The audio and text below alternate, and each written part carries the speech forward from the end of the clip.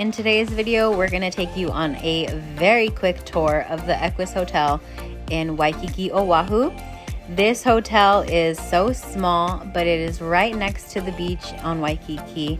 It's very low-key and tranquil, quiet. So if you're looking for a relaxing, low-key getaway, this is definitely the hotel for you. This hotel comes with a bar, a pool, and parking. And if you're staying here at the hotel, every day that you stay here, you get one free drink for every person in your party that's over the age of 21 per day. We did take a dip in the pool, and since this hotel is shrouded by other hotels, the pool never warms up and it was freezing cold. We did swim in it briefly, but it was very chilly. It was basically a quick jump in, jump out.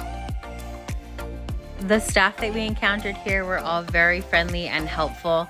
Overall, we really liked staying at this hotel and would stay here again.